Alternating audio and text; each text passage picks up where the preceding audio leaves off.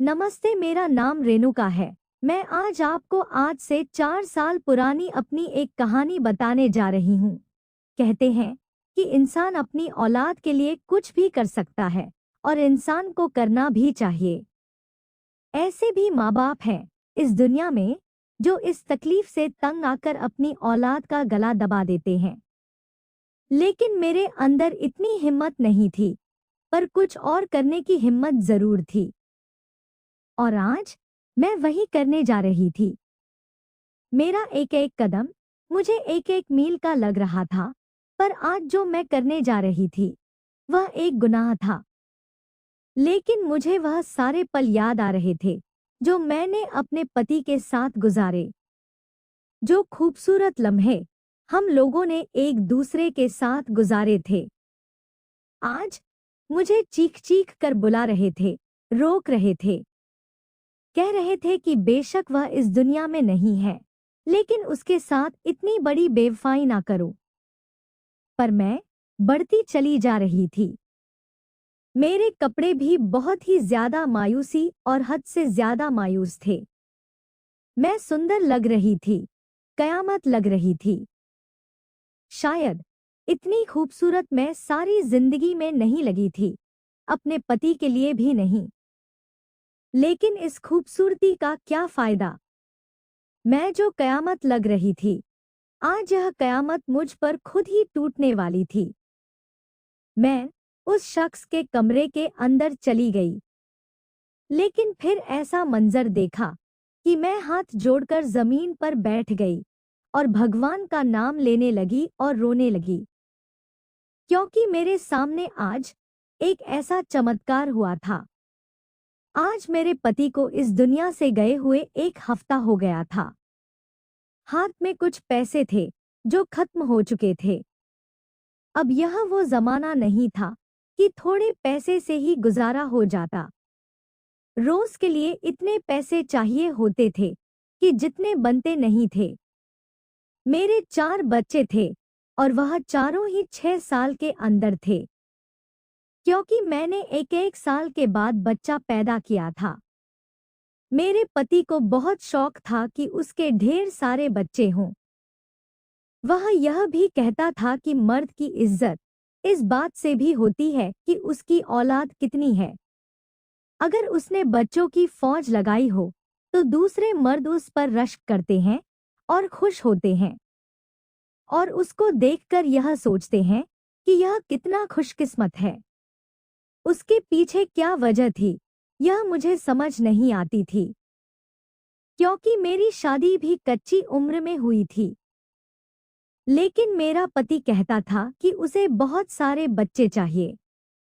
हर साल के बाद बच्चा पैदा करना कोई आसान काम नहीं है। जब डॉक्टर ने पहले बच्चे पर कह दिया कि इसका तो ऑपरेशन होगा, तो मेरे पति का मुंह फूलने वाला निकल आया था। उसने कहा था कि अगर इसका पहला ऑपरेशन हो गया तो फिर यह सारी जिंदगी 4 ऑपरेशन से ज्यादा तो नहीं करवा सकती, क्योंकि एक ऑपरेशन के बाद ऑपरेशन ही होता है। आप ऐसा करें कि किसी तरह नॉर्मल डिलीवरी हो जाए। डॉक्टर ने मुझे बाद में कहा था कि तुम्हारे पति को तुम्हारी परवाह नहीं है, उसे आगे की पड़ी है। अगर अभी जिंदा रहोगी तो आगे बच्चे पैदा होंगे ना। मैंने कहा कि जो वह कहते हैं उनकी बात मान ले। डॉक्टर ने उनकी बात मान ली, लेकिन मैं जिस तकलीफ से गुजरी वह मैं ही जानती हूँ।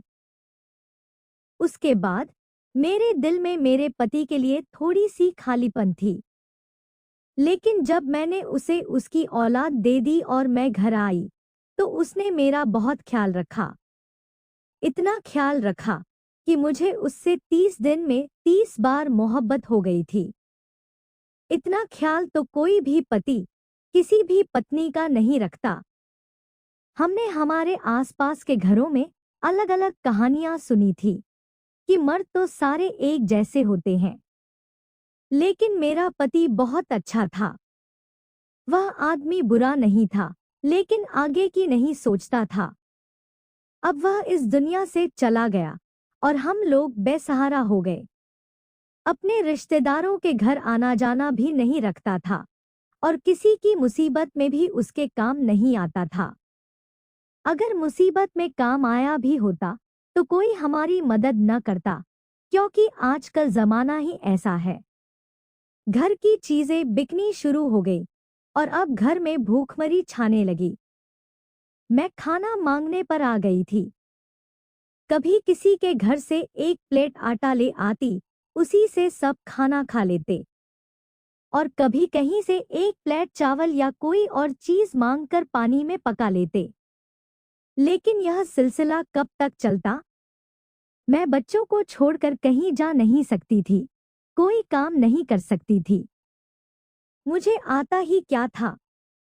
माँ बाप ने पढ़ाया लिखाया नहीं, बस जैसे ही उम्र हुई शादी करवा दी। माँ बाप अब इस दुनिया में भी नहीं थे, क्योंकि मैं अपनी बहनों में सबसे छोटी थी। सारे भाई बहन अपने अपने घरों में थे। उन्होंने थोड़ी बहुत मदद की थी, लेकिन उससे कोई फायदा नहीं हुआ, क्योंकि जिन हालात में हम लोग फंसे थे, हमें रोज मदद की जरूरत थी। हमारे मोहल्ले में एक किराना वाला था। एक दिन मैं उसकी दुकान पर गई। उसके बारे में भी अजीबोगरीब बातें मशहूर थी। कुछ लोग कहते थे कि वह बड़ा ही लालची आदमी है और कुछ लोग कहते थे कि वह अच्छा आदमी है। लेकिन अगर वह सबके साथ अच्छा बनता तो उसका कारोबार कैसे चलता? लोग तो उधार पर भी राशन ले जाते हैं, लेकिन मेरे पास तो पैसे नहीं थे। थोड़ी देर वहां खड़ी रही। वह मुझे देख रहा था कि मैं खड़ी हूं, लेकिन मैंने ऐसा दिखाया कि मैं सोच रही हूं कि मुझे क्या लेना है। फिर मैंने कहा, मुझे राशन की सख्त जरूरत है, मेरे पास पैसे नहीं हैं। वह मेरे पति को अच्छी तरह जानता था। उसने आटा मुफ्त में दे दिया और कहा, ठीक है, ले जाओ। उसने मुझे सर से लेकर पांव तक देखा। उसकी नजर मुझे कुछ अजीब सी लगी थी, लेकिन शायद मैं ज्यादा सोच रही थी, क्योंकि अब अकेली हो गई थी। इसलिए दिल में अजीबोगरीब ख्याल आते रहते थे। ऐसा लगता था सब लोग मेरे दुश्मन हैं, कोई भी मेरा अपना नहीं है। बच्चे इतने छोटे थे कि वे मेरी मदद नहीं कर सकते थे। उन्हें खुद ही संभालने की जरूरत थी।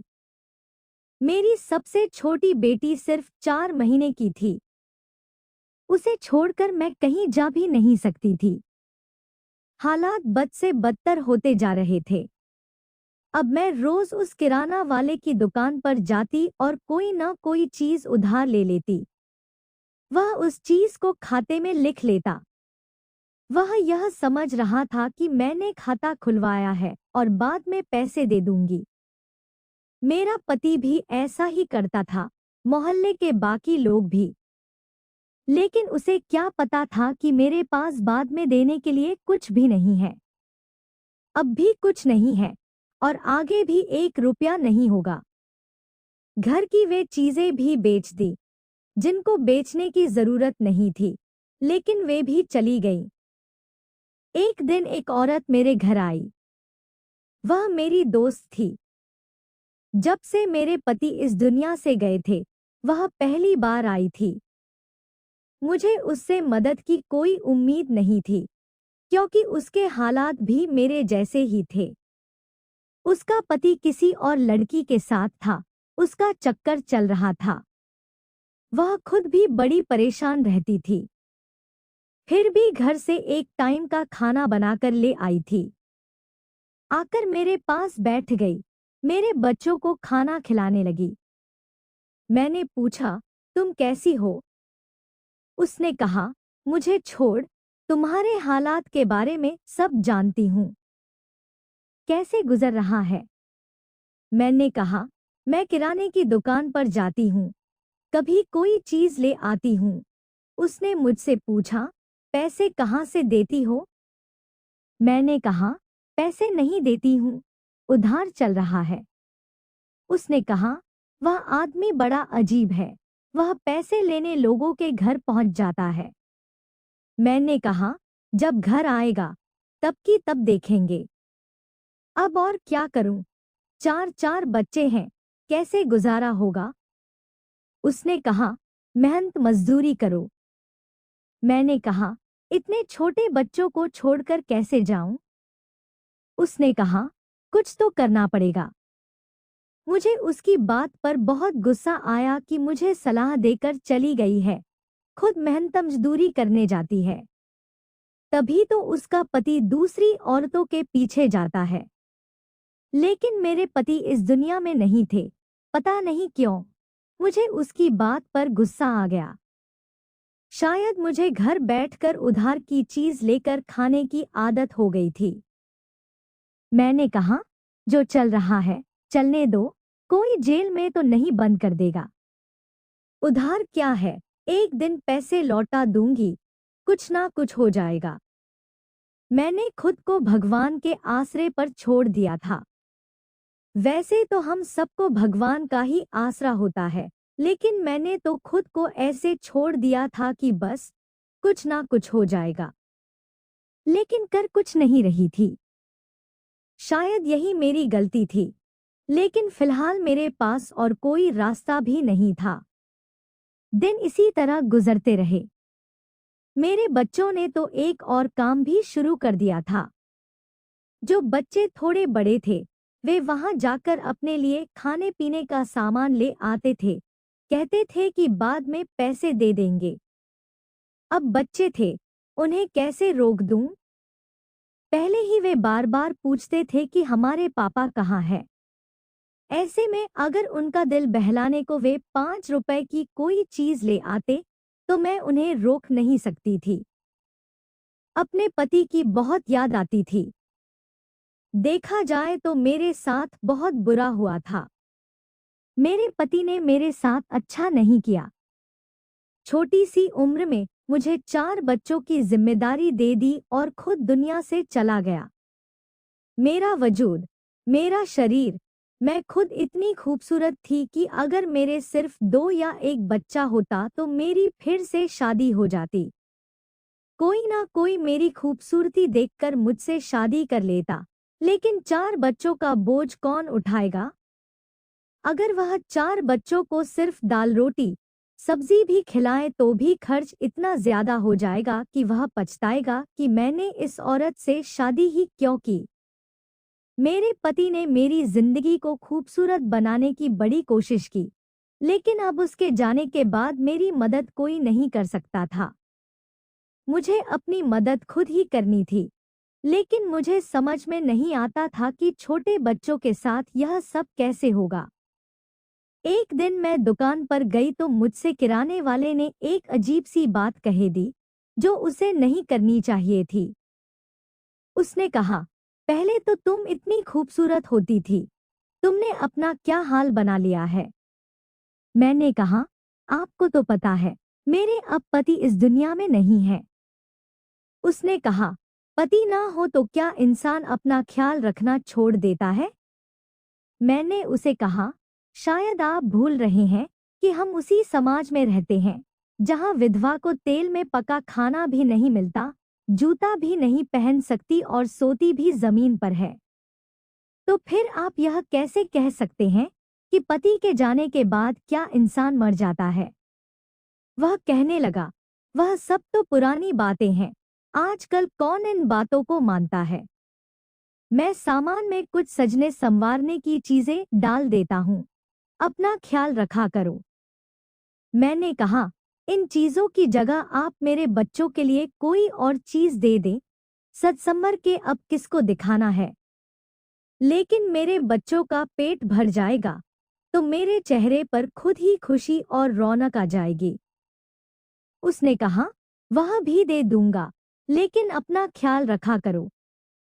तुम जैसी खूबसूरत औरत पूरे गांव में नहीं है, क्यों अपने आप को खराब करती हो? मैंने कहा, खराब तो हो गई हूँ। उसने कहा, नहीं, तुम्हें देखकर कोई नहीं कह सकता कि तुम्हारे 4 बच्चे हैं, तुम में अभी भी बहुत खूबसूरती बाकी है। पता नहीं, मैं उससे सारी बातें क्यों कर रही थी और वह भी यह सब क्यों बोल रहा था।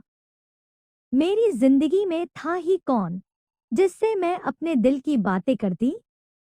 मेरे पति भी चले गए थे। शायद मेरा दिल भरा हुआ था और इतना भरा हुआ था कि मैंने उस पराये आदमी से ही अपनी दिल की बातें करनी शुरू कर दी। ऐसा होता है कभी कभी कि इंसान जो बातें अपनों से भी नहीं कर सकता, वह परायों से कर लेता है, क्योंकि अपने उसे जज करते हैं और पराये उसे जज नहीं करते। इसलिए शायद वह इस तरह की हरकत करता है और मेरे साथ भी यही हुआ। लेकिन यह कोई ऐसी बात नहीं थी। मैंने कोई ऐसी वैसी बात नहीं की थी।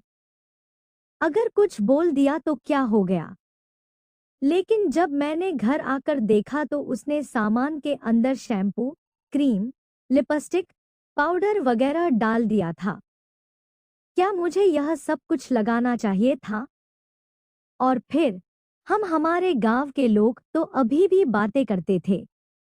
अभी कौन से, मेरे पति को इस दुनिया से गए हुए बहुत महीने हो गए थे।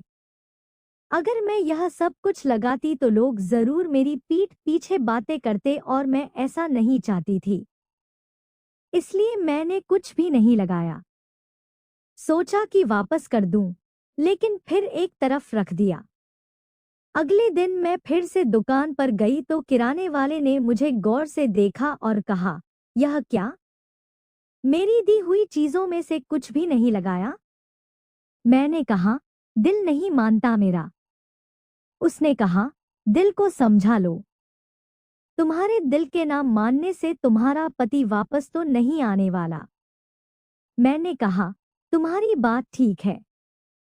पता नहीं क्यों मैं उससे अपने दिल की बात कर लेती थी। शायद मैं उससे मुफ्त में चीजें ले रही थी, इसलिए उसे अपनी मजबूरियां भी बता देती थी। आज तो मैंने उससे अपनी बेटी की दवा के पैसे भी ले लिए। वह सिर्फ राशन ही देता था, यह भी उसकी मेहरबानी। लेकिन दवा के पैसे भी दे दिए। बेटी बीमार है तो उसे डॉक्टर के पास ले जाओ, उसने कहा। मैं बेटी को डॉक्टर के पास ले गई। वहां कुछ औरतें बैठी हुई थी। मुझे देखकर वो कहने लगी, यह तो काम भी नहीं करती, फिर इसके पास यह पैसे कहाँ से आए कि डॉक्टरों के पास फिर रही है और बेटियों के लिए दवाइयाँ भी ले रही है। वह तो ऐसे कह रही थी जैसे मैं किसी पार्क में घूम रही हूँ। सब कहने लगे, हाँ, वह दुकानदार है ना रमेश, आजकल इस पर बड़ा मेहरबान है। वैसे है तो वह बनिया आदमी, किसी को 2 रुपए नहीं देता। लेकिन सुना है इसके ऊपर बड़े पैसे लुटा रहा है, हर चीज दे रहा है। मुझे अपने बारे में बात सुनना मुश्किल हो रहा था। मैं अपने ही बारे में बातें सुन रही थी, लेकिन मैं इस तरह से पेश आ रही थी जैसे मुझे कुछ सुनाई नहीं दे रहा। अब तो वह औरतें ऊंची आवाज में बोलने लगी, ताकि मैं सुन लूं और मेरे लिए वहां पर बैठना मुश्किल हो गया। जब मेरी बारी आई तो बेटी को चेक करवा के दवा लेकर फौरन वापस आ गई। मैंने सोचा भी नहीं था कि मेरे बारे में कभी इस तरह की बातें होंगी, लेकिन गांव वाले तो ऐसे ही होते हैं, छोटी छोटी बातों के बड़े बड़े किस्से बना देते हैं। मुझे इस पल यह सोचना चाहिए था कि मेरे बारे में जहां मेरी दुश्मन भी कोई गलत बात नहीं बोल सकती थी, आज पूरा गांव मेरे खिलाफ बातें कर रहा था। ऐसा क्यों हो रहा था? मैंने ही उन्हें मौका दिया था। मुझे खुद को संभालना चाहिए था और इन सारी बातों से बाहर निकलना चाहिए था। लेकिन मैंने सोचा, यह तो वैसे ही बातें करते हैं, दुनिया क्या कहती है, दुनिया तो बातें ही करती है। ये लोग मेरे घर में राशन तो नहीं देते हैं, वह भला आदमी है जो हमारी मदद कर रहा है, और मैं इनकी बातों में आकर उसकी मदद लेने से इनकार कर दूं तो मेरे बच्चे भूख से कहाँ जाएंगे? फिर क्या ये लोग मेरे बच्चों को खाना खिला पाएंगे? अगर ये मेरे बच्चों को खाना देने की जिम्मेदारी उठाते हैं तो ठीक है, फिर मैं किसी से कोई सामान नहीं लूंगी। एक रात मेरे पति भी सपने में आए। जब से वह इस दुनिया से गए थे, पहली बार वो मेरे सपने में आए। मैंने उनसे कहा कि तुमने मेरे साथ अच्छा नहीं किया, मैं बहुत परेशान हूँ। तो उन्होंने कहा, सब कुछ ठीक हो जाएगा, लेकिन तुम जो कर रही हो वह ठीक नहीं कर रही हो। मैं हैरान रह गई और मुझे अचानक से ऐसा लगा जैसे यह सपना नहीं है और वह मेरी आंखों के सामने से गायब हो गए। मैं उठी तो मुझे पसीना आ रहा था, तो यह सपना ही था, लेकिन बहुत अजीब सा था। पता नहीं वह किस ओर इशारा कर रहे थे कि तुम जो कर रही हो वह ठीक नहीं है। अब मैं इस बात को क्या समझूं? सपनों में कहाँ इशारे मिलते हैं? लोग तो कहते हैं कि सपने दिमाग का फिटर होते हैं। मैंने किराने वाले से बहुत सारा सामान ले लिया था। सोचा आज भी जाना है, पर अजीब लग रहा था। तो आज जाने से पहले मैंने होठों पर उसकी दी हुई लिपस्टिक लगा ली ताकि वह देखे और खुश हो जाए और सामान दे दे। कोई और बात ना करे, उसका सारा ध्यान इस बात पर चला जाए कि मैंने उसका दिया हुआ सामान इस्तेमाल किया है, तो फिर वह पैसे के बारे में बात नहीं करेगा। मैं यह सब इसलिए कर रही थी ताकि मुझे सामान मिल जाए, पर मुझे क्या पता था कि मेरे साथ क्या होने वाला था। मैं दुकान पर गई। उसने भी फौरन ही महसूस कर लिया था कि आज मैंने लिपस्टिक लगाई है। यानी उसने देख लिया और उसके चेहरे पर मुस्कुराहट आ गई। वो कहने लगा, वाह, आज तुम बहुत अच्छी लग रही हो, यही बात है। वाकई बहुत खूबसूरत लग रही हो। बोलो, क्या चाहिए? मैं भी खुश हो गई कि जो करने आई थी वह हो रहा है। मैंने कहा, बच्चे बड़े हो रहे हैं, थोड़े बहुत राशन से गुजारा नहीं होता। उसने कहा, अभी तो राशन आया नहीं है। मैंने खुद माल नहीं मंगवाया, लेकिन जो भी तुम्हें चाहिए मैं डाल के दे देता हूँ। फिर इसके बाद इसका कोई सही हल निकालते हैं। महीने के महीने राशन ले जाया करो, यूं रोज रोज आती हो तो अच्छा नहीं लगता और गांव वाले भी बातें कर रहे हैं। मैंने कहा, हाँ, गांव वाले तो बहुत बातें कर रहे हैं। आप इतने अच्छे इंसान हैं, आप मेरी इतनी मदद कर रहे हैं, लेकिन वे फिर भी हमारे बारे में उल्टी सीधी बातें ही कर रहे हैं। उसने कहा, ऐसा ही होता है। कोई किसी के लिए अच्छा करता है तो दुनिया वाले उसे इस्तेमाल भी कर लेते हैं। लेकिन तुम फिक्र मत करो। मैं भी हैरान होती थी कि यह इंसान इतना अच्छा था कि मुझे मुफ्त में राशन वगैरह दे रहा था। फिर लोग इसके बारे में बुरा क्यों कहते थे? यह क्यों कहते थे कि अगर किसी को 2 रुपए देता है तो उसकी हड्डियों से 4 रुपए निकाल लेता है, बिना मतलब कभी किसी का फायदा नहीं करता। लेकिन अब तक ऐसा मुझे तो महसूस नहीं हुआ था। खैर, मेरा काम हो गया और मैंने वापस अपने घर की राह ली। मुझे सामान की जरूरत थी और मुझे और कोई तरीका समझ में नहीं आ रहा था, क्योंकि मैंने उससे इतना सारा सामान ले लिया था कि अब कीमत हजारों में चली गई थी। लेकिन जब मैं घर आई तो मेरे बच्चे बहुत खुश हो गए। उन्होंने देखा कि माँ इतनी सारी चीजें ले आई हैं और मेरी आंखों में आंसू थे। रात को बैठकर रोती रहती थी। मैंने कहा, हे भगवान, मुझे माफ कर दो। मैंने क्या किया? मैंने अपनी खूबसूरती का इस्तेमाल किया, लेकिन मैं क्या करती?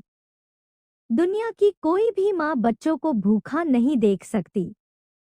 और फिर मैं क्या करती? मेरे पास और था ही क्या? घर का सामान भी बेच दिया था। कोई भी मदद करने को तैयार नहीं था। लोग सिर्फ तसल्ली देते थे और तसल्ली से घर नहीं चलता है। अब हमारे बारे में बातें बढ़ती चली जा रही थी। मेरी दोस्त ने भी मुझसे कह दिया। मैं तो समझ रही थी कि ऐसा वैसा कुछ नहीं है, पर अब मुझे लगता है कि तू भी बहक गई है। मेरा दिल किया कि मैं उसे थप्पड़ मार दूं। मैंने कहा, ऐसी कोई बात नहीं है और फिर तू मेरी दोस्त है, तू दोस्त होकर ऐसी बातें कर रही है। उसने कहा, और क्या करूं? दो चार जगह बैठकर मैंने तेरी बात की तो लोगों ने मुझे भी बुरा कहा।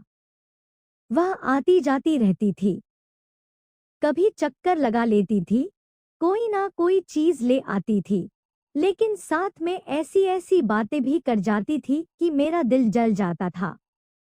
मैंने उसे कह दिया, मेरे घर आने की जरूरत नहीं है। जब मुझे तुझसे मिलना होगा मैं खुद आ जाऊंगी। इस बात पर वह चुप हो गई। उसने कहा, ठीक है, एक मैं ही थी तेरे साथ, तूने मुझे भी साइड पर कर दिया। इसका मतलब कि तू ही गलत है। मैंने कहा, अगर तुझे लगता है कि मैं ही गलत हूं तो फिर तू यहाँ आना ही बंद कर दे, सीधी सी बात है। उसने कहा था कि कल आ जाना, माल आ जाएगा, फिर कोई पक्का इंतजाम करेंगे। जब मैं गई तो वह पहले से ही काफी सारा सामान निकाल के बैठा हुआ था। पूरे महीने का आटा, घी, तेल, चीनी, पत्तियां, दाल, चावल सब कुछ पड़ा हुआ था। मुझे लगा कि शायद यह माल आया है। तो उसने कहा, नहीं, यह सब मैंने तो हमारे लिए निकाला है। मैं हैरान रह गई। मैंने कहा, यह सब कुछ? उसने कहा, हाँ, यह पूरे महीने का राशन है और इसके साथ सब्जियां और फल, दही, दूध भी लेकर दे दूंगा। मैं तो हैरान रह गई। मैंने कहा, आप इतना कुछ करेंगे मेरे लिए? कहने लगा, हाँ, और कुछ पैसे भी दूंगा, बच्चों के लिए कपड़े भी ले लेना। बच्चे बड़े हो रहे हैं, कपड़ों की भी जरूरत होगी। कुछ पैसे अपने पास भी रख लेना, दवाइयाँ वगैरह भी तो चाहिए होती हैं। चार चार बच्चे हैं तुम्हारे, कभी कोई बीमार होता होगा। महीने कैसे गुजारते हैं मैं अच्छी तरह जानता हूँ। और यह ना समझना कि बस एक बार सामान देकर भूल जाऊंगा। जब भी आओगी, कोई भी बात होगी, तो मैं ही तुम्हारी मदद करूंगा। मैंने कहा, यह तो आपका बहुत बड़ा एहसान होगा मुझ पर। लेकिन आप कह रहे थे कि कोई पक्का इंतजाम करेंगे, उसका क्या मतलब है? तो उसने कहा, देखो, आज मुझे तुमसे एक जरूरी बात करनी है। उसने आसपास देखा, अभी दुकान पर कोई भी नहीं था, दोपहर का वक्त था। उसने कहा, यह सब कुछ मैं तुम्हें दे रहा हूँ, लेकिन यूं ही नहीं दे सकता। तुम्हें मेरा एक काम करना होगा। मैंने सोचा कि शायद वह मुझसे कोई जरूरी काम करवाना चाहता है, क्योंकि मुझे पता चला था कि उसकी पत्नी के यहाँ बच्चा होने वाला था। शायद मुझसे मदद चाहता था। मैंने कहा, हाँ हाँ, तुम जो कहोगे मैं करूंगी। जो भी मदद है मैं करने को तैयार हूँ। उसने कहा, मेरी बात ध्यान से सुनो। फिर उसने मुझे ऐसे बात बताई कि मेरे कानों से जैसे धुआं निकलने लगा। मैं उसे हैरान होकर देख रही थी, पर उसने अपनी बात साफ साफ कर दी थी, बिना किसी लाग लपेट के। यह कोई मजाक या छुपी हुई बात नहीं थी, सीधे दो टोक शब्द थे। उसने कहा, मेरी पत्नी के यहाँ आजकल औलाद होने वाली है। मैंने कहा, हाँ, मुझे गांव की औरतों ने बताया है। हो सकता है कि आपको मेरी मदद इसी के लिए चाहिए हो, क्योंकि शायद वह घर का काम वगैरह भी नहीं कर पा रही होगी। मैं काम कर दूंगी और बच्चा भी संभाल लूंगी। उसने कहा, उसे छोड़ो, मैं तो तुम्हें कुछ और बताना चाहता हूँ। मैंने कहा, क्या मतलब? मैं समझी नहीं। उसने कहा, मेरी पत्नी बहुत मोटी हो गई है, मेरा उसके पास जाने का दिल नहीं करता। तुम मेरे साथ एक रात गुजार लो और एक महीने का राशन ले जाओ। मैं यह बात सुनकर हैरान रह गई और अब मुझे पता चल गया कि सारे गांव वाले क्यों कहते थे कि यह आदमी ठीक नहीं है। आखिरकार उसने अपना फायदा निकाल ही लिया।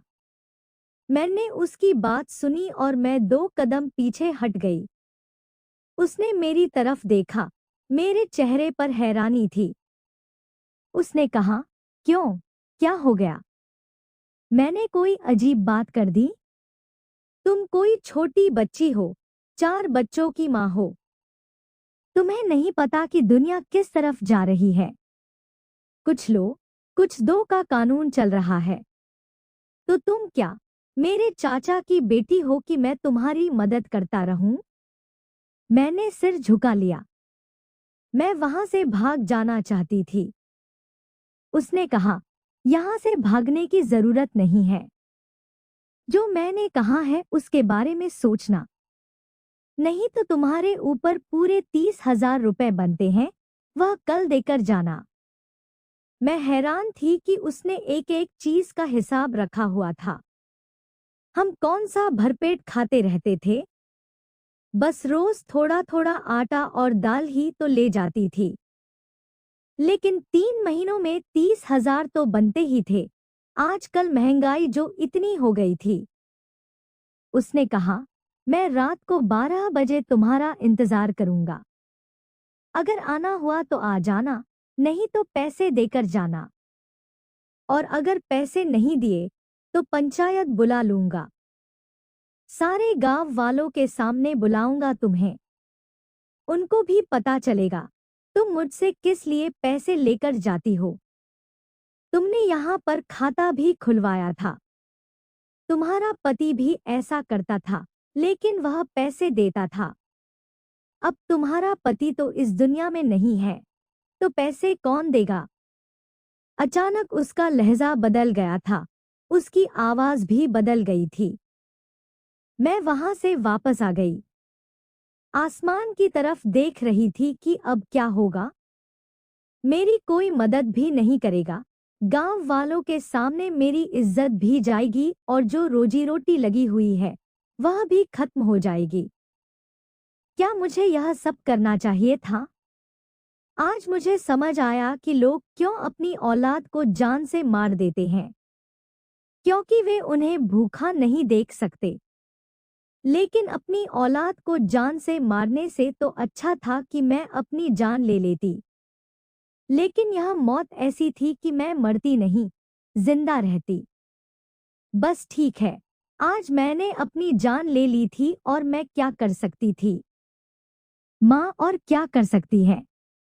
बच्चों और खुद में से बच्चों को ही चुनती है। अब मैं आसमान की तरफ भी नहीं देख रही थी। शायद भगवान से भी आंखें नहीं मिला पा रही थी, बस चलती जा रही थी। मैं वहां पर पहुंच गई। उसने मुझे जगह बता दी थी। यह शायद उसके घर की बैठक थी। उसकी पत्नी तो बीमार थी। उसे तो पता भी नहीं चलना था कि घर में आखिर क्या हो रहा है। बैठक का दरवाजा भी खुला हुआ था। उसने शायद खिड़की से ही मुझे आते हुए देख लिया था, इसलिए उसने पहले ही दरवाजा खोल दिया था। जैसे ही मैंने दरवाजे के अंदर कदम रखा, सामने का दृश्य देखकर तो मैं हैरान रह गई। वह तो पूरा माहौल बनाकर ही बैठा हुआ था। वहां खाना भी पड़ा था, जिसकी खुशबू पूरे कमरे में फैल रही थी। उसके अलावा मेरे लिए तोहफे और वही राशन जो उसने एक बड़ी सी बोरी में डालकर रखा था, वह भी एक तरफ पड़ा था और राशन को हाथ गाड़ी के अंदर रखा था ताकि जाते वक्त में उसे आराम से ले जा सकूं। वो इतना कुछ सोचकर बैठा था। यह आदमी, मुझे तो उसकी शक्ल से ही नफरत हो गई थी। मुझे लगा था कि यह मेरा मददगार है, मेरी मदद कर रहा है, लेकिन यह थी उसकी मदद। आज मुझे समझ आ गया कि इस दुनिया में कोई किसी के लिए कुछ नहीं करता। मैं दरवाजे पर खड़ी थी और मेरे कदम आगे नहीं बढ़ रहे थे, लेकिन मुझे आगे तो जाना ही था। अगर बाहर भी खड़ी रहती तो कोई और मुझे देख लेता और तब भी बात बदनामी तक ही चली जाती।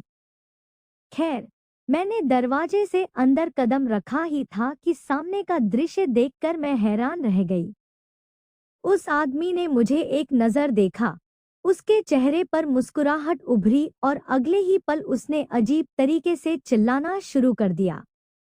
उसकी चीखें इतनी अजीब और ऊंची थी कि मेरे दिमाग में लगने लगी। मैं हैरान हो गई कि इसे क्या हो गया। थोड़ी देर बाद उसने तड़पना शुरू कर दिया। मुझे समझ नहीं आ रहा था कि मैं क्या करूं।